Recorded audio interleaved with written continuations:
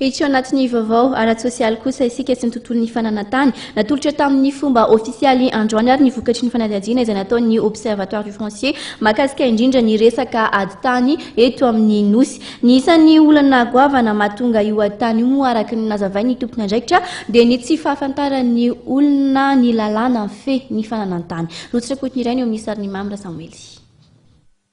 Nanomboka ny taona 5 hatramin'ny taona 2 no nanao fanadihadiana mahakasika ny resaka adi-tany eto toerana ny observatoire du foncier. Androany araka izany no navoaka tamin'ny fomba ofisialy ny valin'izany fanadihadiana izany.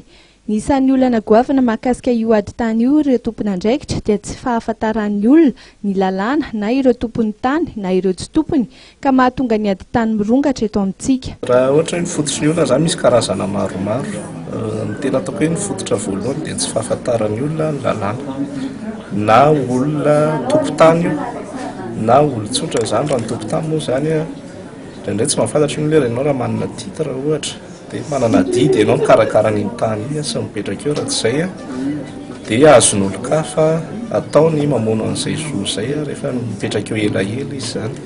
Zay zany aloha tokony hampahafantarina ny olona hoe tsy hoe manana ny taratasy eny izy dia mandro fehizay ny eritreriny.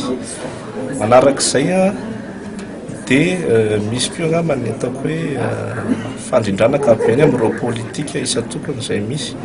Ataoko hoe anatin'izay fanajariana ny tany zany ny politika amin'ny fananan-tany satria tsy maharaka ilay fifindramonina sy fipetrahan'ny olona ilay fotodrafitrasa misy eo amin'ilay toerana izay any mahatonga an'ilay hoe misy an'ilay hoe pression foncière zany hoe efa betsaka loatra ilay olona nefa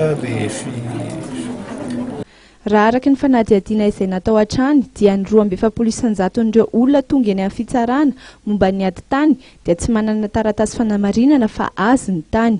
Eo indrindra no mipetraka ny olana satria taloha dia tsy nisy izany fikarakarana ny taratasy momba ny tany izany fa napetraka olova ny tany ary tsy nisy ny fanamarinana momba izany.